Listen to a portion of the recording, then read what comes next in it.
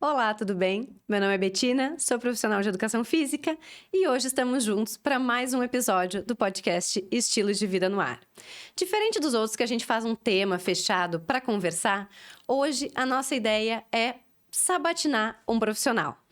A gente perguntou para os nossos participantes, dos nossos grupos, quais dúvidas tem sempre escondida lá que quer perguntar para a nutricionista. Ou tem dúvida, ou tinha vergonha de questionar, ou já não sabia mais como fazer porque estava distante de um plano alimentar.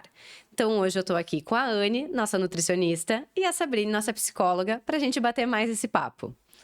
Bem-vindas, meninas! Bem-vindas. Obrigada mais uma vez, né? E agora com essa novidade desse podcast aí com perguntas. Então, Com certeza. começamos pela Anne, né? Que ela é super requisitada em todos os grupos.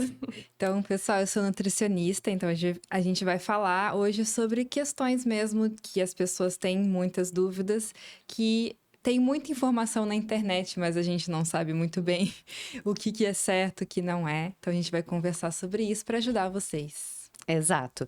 Lembrando, a gente separou algumas perguntas. Geralmente, a gente recebeu muita pergunta repetida. Então, a gente acabou fazendo um filtro e trazendo 6 das principais perguntas que mais apareceram para nós nessa última semana. Vamos começar, então. Anne, a primeira pergunta que aparece aqui pra gente, que apareceu várias vezes nos últimos dias, o que se deve comer para ganhar massa magra muscular? Bom, então quando a gente fala sobre o ganho de massa magra muscular, que serve para qualquer ganho, né, do nosso corpo, na verdade, a gente tem que lembrar que é um processo metabólico chamado anabolismo, onde a gente precisa do hormônio, a insulina, para poder formar essa massa muscular, aumentar, né, as fibras e tudo mais. Então tem todo um processo que acontece biológico e para aumentar a insulina a gente precisa do carboidrato. Então, muitas vezes a gente pensa que a proteína é o mais importante, se não tiver proteína não temos massa magra, mas se não tiver carboidrato também não, porque aí não vai ter a insulina. Então, antes de tudo, é importante a gente pensar no carboidrato, mas claro, né, saber a quantidade, o tipo, como proporcionar durante o dia e as quantidades assim necessárias para cada exercício, tudo isso, né, vai fazer diferença. E aí depois a gente pensa na proteína. Então a proteína, ela tem ali uma quantidade de cerca de 1 a 1,5 gramas por quilo de peso. Então você teria que multiplicar o seu peso por essa quantidade.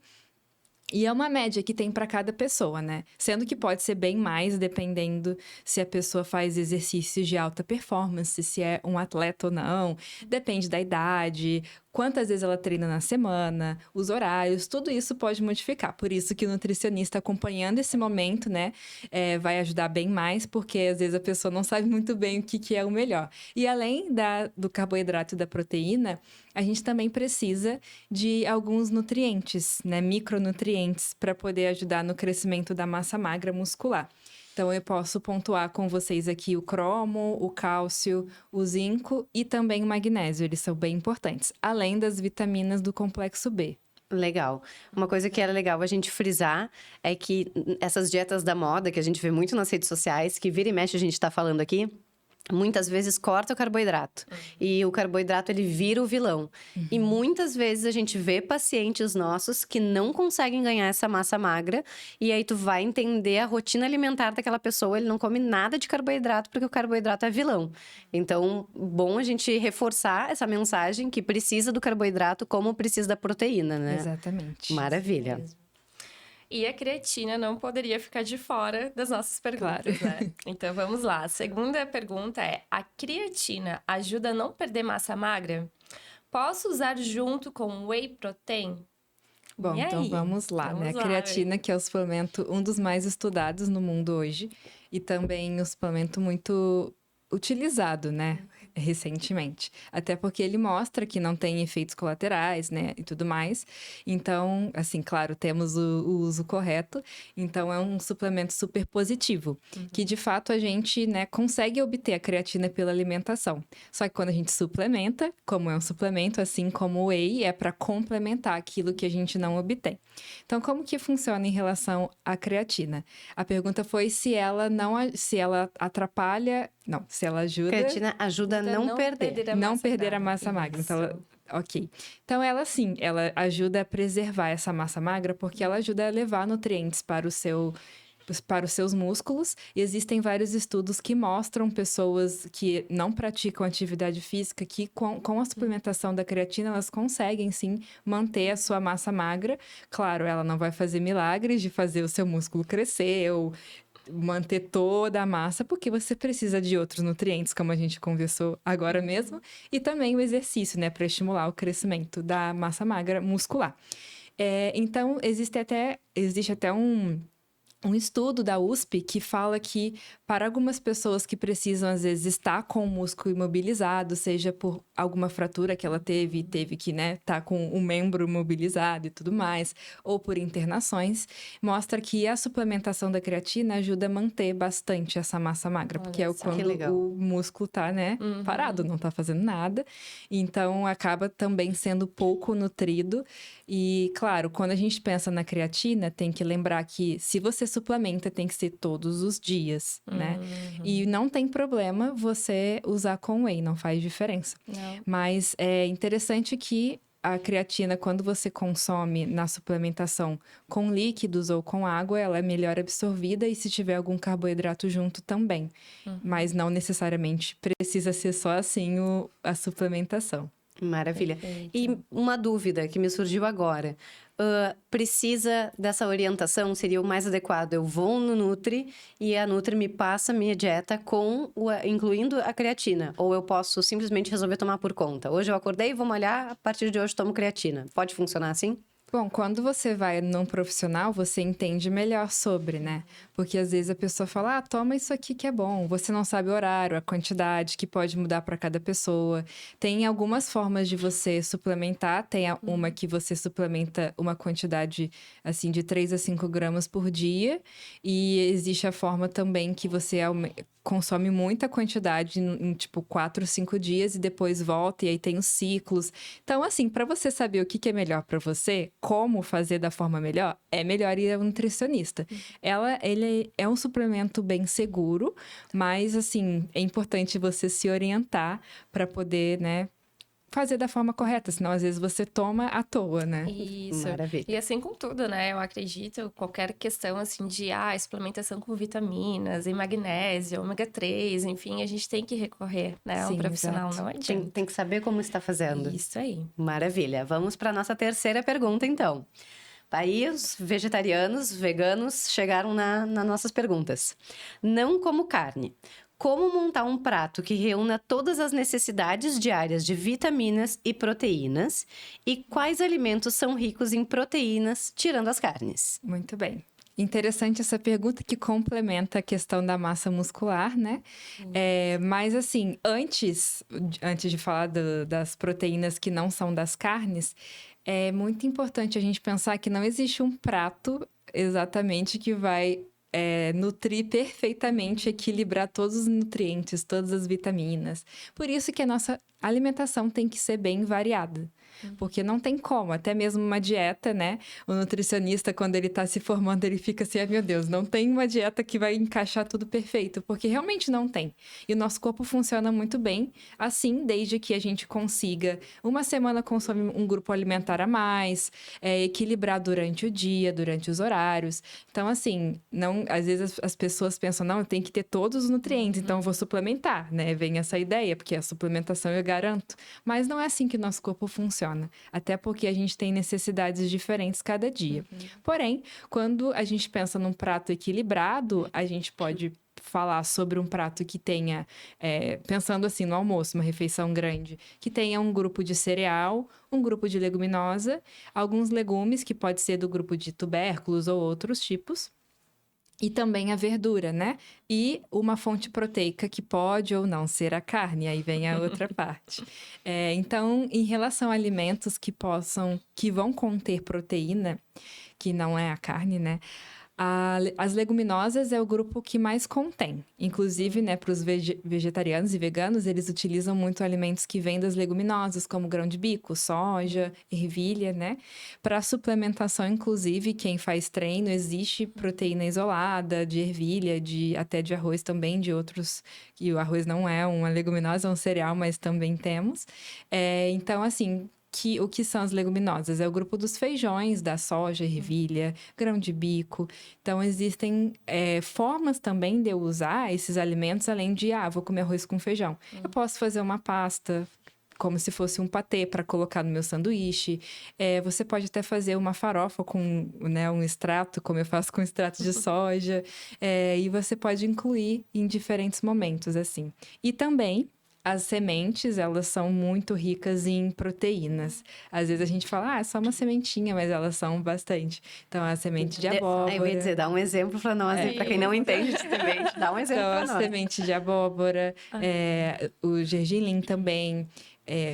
eu esqueci uma outra. Girassol tem bastante. E até mesmo as nozes também tem bastante. Então, a gente não é assim, vou substituir todo o bife por sementes. Eu tenho que incluir as proteínas em diferentes horários, né? Quanto melhor eu distribuo no dia, melhor vai ser para você absorver e utilizar essa proteína. Então, eu vou incluindo em diferentes momentos. Maravilha. Ótimo. Vamos lá, então. Quais alimentos, então, são ricos em cálcio, né? A gente entrou ali na parte das proteínas e agora a gente vai entrar na parte do cálcio. Ok. Então, é importante isso porque, principalmente para as mulheres que sofrem muito na menopausa, após a menopausa, com a queda do cálcio por conta dos ossos, a mudança que tem hormonal, tudo isso é muito afetado. Então, assim, sabemos que a vitamina D é muito importante e ela vai ajudar a você reabsorver o seu cálcio. Então, você não vai eliminar tanto pela urina, né? Então, é importante ter equilibrada a vitamina D, seja por suplementação em alguns casos, através da alimentação e também pelo sol, né? Aí tem a questão, não dá para ficar muito tempo, mas também ficar sem sol é bem prejudicial. Então, além disso, os alimentos mesmo que têm mais cálcio, as sementes de novo vêm aí, e aí principalmente o gergelim, ele é uma das sementes que mais tem. Nossa, então existe leite de gergelim, o tahine também pode ser muito utilizado. E aí você pode utilizar, assim, durante a vida, né? Tipo, fazer um arroz com gergelim na salada. Ter essa criatividade pra gente poder incluir mais. E também os talos de vegetais verde escuro, principalmente verduras, né? Elas têm bastante. Só que aí, em relação ao cálcio, é muito importante a gente pensar na biodisponibilidade. Que às vezes a gente fala, nossa, mas que é isso? É o quanto você vai absorver. Às vezes um alimento tem muito cálcio, mas você não absorve. Que é o caso do espinafre, porque ele também tem muito ferro, tem oxalato, tem outras substâncias que atrapalham a absorção. Então, assim, ele é um alimento rico em cálcio, mas se você comer só espinafre, talvez você não tenha as quantidades necessárias. Por isso é importante variar também. O ferro também, alimentos ricos em ferro, junto com cálcio, não dá muito certo, porque eles também competem ali na hora de absorver. Então, seria ideal eu consumir em horários distintos, sabe? Maravilha. E aí já ajuda bastante. Tu vai falando, vai me surgindo muitas dúvidas que eu poderia ficar aqui horas e horas e horas perguntando. Vamos lá. Agora o pessoal do meu grupo perguntou aqui, ó. Tem intolerância à lactose. Não posso comer nada com gordura, nada com açúcar e outros alimentos com semente devido a problema no intestino. O que fazer? É difícil, né? É difícil. Bom, nesses casos, né, que existem muitas restrições, primeiro, se ela ou ele, eu acho que foi ela, ela comentou sobre a questão do intestino, né? Primeiro tem que recuperar a saúde do intestino, investigar por que o intestino tá com esses problemas. Então, às vezes, as pessoas falam, tá assim, não faz nada, né? Não tem medicação, não tem... Só que, assim, o que levou a saúde do intestino chegar nesse ponto? Tem alguns intestinos que têm mais sensibilidades do que outros. E aí, isso aí vai por vários motivos, né? E até mesmo pode associar com algumas condições neurológicas. É bem complexo esse mundo do intestino. Mas, no geral, o primeiro seria você cuidar da saúde intestinal. Mas, para isso, você vai precisar tanto do Nutri quanto um gastro, em identificar o porquê, como está funcionando, quais são os alimentos que fazem mal, e aí retirar esses alimentos, fazer testes, e aí tem todo esse acompanhamento. Só que aí é um acompanhamento, então é necessário que a pessoa vá várias vezes no Nutri, e ela, para fazer esse tratamento, para cuidar do intestino, ele é um tratamento de fases, né? Você primeiro tem que reduzir ali a inflamação, o teor de inflamação, pode usar a glutamina, em alguns casos, que ajuda a recuperar o intestino, às vezes alguns fitoterápicos, tipos alimentares. Então, assim, é complexo, é melhor ter um Nutri para acompanhar junto com o gastro. E aí, depois de fazer todos esses cuidados, né, você pode normalmente o Nutri definir como vai ser a sua alimentação. E existe até uma dieta que chama FODMAPs, que ela é, de certa forma, bem restritiva, porque ela tira todos os alimentos que têm alto teor de fermentação no nosso intestino. Existem pessoas que têm muita sensibilidade, né, com muitos alimentos. Só que, assim, são muitos alimentos que são assim, porque são vegetais e tudo mais. E aí, essa dieta do FODMAPs, ela pode ajudar muito algumas pessoas, só que ela precisa, necessariamente, ter um acompanhamento do Nutri, entender como fazer.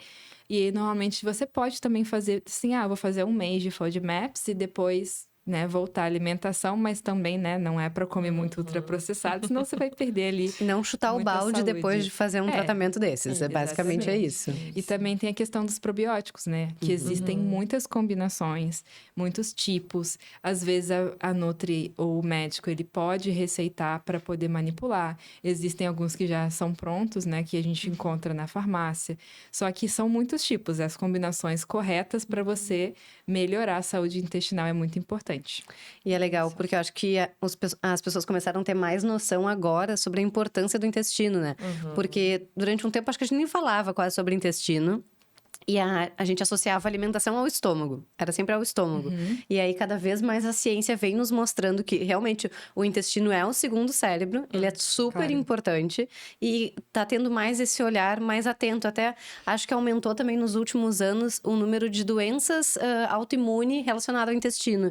Então, tu vê mais pessoas falando sobre isso. Tu vê mais acesso à informação. Sempre informação segura, né? É importante a gente falar isso. Mas a gente consegue ter esse olhar realmente mais atento à saúde do intestino, que é fundamental para um corpo saudável, né? Exatamente. E principalmente pelo teor, a quantidade, né, de pessoas que aumentaram com muito estresse. Muitas questões como depressão, ansiedade, tudo isso está relacionado muito com o intestino. Por isso que a gente tem também a síndrome do intestino irritável, que nesse caso é o intestino que ele tá ligado muito fortemente com a parte emocional. E é muito difícil você tratar se você não trata o emocional também, né? Exatamente. Isso. A gente vê até casos, assim, da pessoa falar assim, meu Deus, eu tô muito ansiosa, e daí tá com aquele intestino que pra ir no banheiro porque tá com dor de barriga, e realmente tá ali a associação, né? E tem também estudos que estão apontando que o intestino tem neurotransmissores também, né? Claro, Então, né? ali Como a tá liberado serotonina, a serotonina, dopamina, enfim, né? Então, tem muitos estudos ainda que estão assim para ser feitos. Ainda né? falaremos muito disso aqui, com certeza. Com certeza.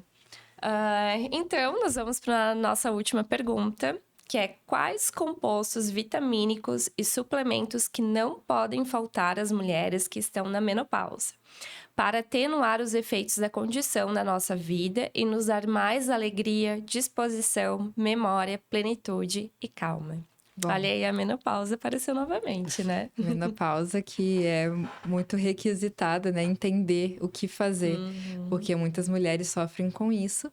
E assim, a gente tem um grupo de saúde da mulher e temos lives que falam mais, assim, intensamente, profundamente sobre esse tema, porque é um tema que dá vários podcasts. Mas assim, sobre a questão da suplementação e como cuidar disso, né, da questão da menopausa, que acontece que a gente tem uma diferença muito brusca de produção de hormônios e isso está totalmente atrelado à produção de neurotransmissores. Por isso a pessoa fica estressada, irritada, e aí Às vezes, muitas coisas podem acontecer no corpo dela e tudo vai mudando, né? Tudo muda e muito rápido, porque é uma queda muito brusca. Então, por isso, a gente tem que cuidar. Lembrando que os neurotransmissores importantes que estão ligados aí com a questão da menopausa, eles precisam de vitaminas e minerais também para serem produzidos. Como, por exemplo, o magnésio, vitaminas do complexo B, o B3, o B9, que é o folato, o ácido fólico, são muito importantes. E também B7, enfim, tem muitos. E aí é muito importante a gente ter essa atenção de, será que a minha alimentação está completa? Será que eu estou variando os alimentos necessariamente para obter tudo isso? E também tem o triptofano, que é um aminoácido, a menor parte de uma proteína, que ele vai aumentar os neurotransmissores que faltam, né, que caem muito na menopausa. Então, preciso de uma alimentação que seja rica em triptofano. Ele está principalmente em alimentos de fonte animal e também cereais integrais. O cacau, ele é uma grande fonte de triptofano, por isso a mulher da TPM quer um chocolatinho. Mas a gente pode usar o cacau de várias formas, né? Não só como chocolate, né? Então, é um alimento que dá para incluir em várias coisas na parte culinária. E assim, o ômega 3, ele que normalmente a gente absorve, a gente obtém melhor pela suplementação, porque nós temos uma alimentação pobre em ômega 3. Ajuda bastante na menopausa. E assim, muitos estudos também demonstram que a dieta mediterrânea, que ela é baseada em oleaginosas, e ao invés de você comer, né, só cereais, ela fala sobre a base da alimentação ser oleaginosas, cereais integrais, então assim, os refinados a gente tira, reduzir o máximo açúcar e carne vermelha. E nessa dieta mediterrânea fala sobre aumentar fontes de gorduras boas, como as sementes, o azeite extra virgem, até mesmo alguns peixes que têm mais o ômega 3, inclusive, né? Então, a dieta mediterrânea que a gente pode adaptar para a dieta brasileira, né? Para a dieta mediterrânea com alimentos brasileiros, ela ajuda bastante na menopausa. Além dos chás, né? A gente pode usar muito chás, como o chá de folha de amora, o chá de hibisco, artemisia também ajuda bastante, feno grego, enfim, tem vários chás aí que estão relacionados com a saúde da mulher e a gente pode incluir. E a suplementação, obviamente, é necessário avaliar a necessidade e como vai fazer, só que aí tem que saber qual o período, a quantidade, o horário. Então, é melhor com um nutricionista para vocês terem isso mais certinho. Maravilha. Alguma pergunta? Não, tem coisas até que foram bem explicadas para mim, que eu tinha muita dúvida a respeito, principalmente assim na parte dos chás, alimentação e suplemento também, né? Mas se o ouvinte tiver aí mais algumas dúvidas a respeito, a gente vai ter outras oportunidades também de outros episódios com a Nutri, com a profissional de educação física, a Bettina, e comigo também. Maravilha. Anne, obrigada por essa disposição de fazer esse podcast exclusivo de nutrição. E a gente espera vocês no nosso próximo conteúdo. Espero que vocês tenham gostado e a gente tenha sanado mais dúvidas. Até mais. Tchau, gente. Até.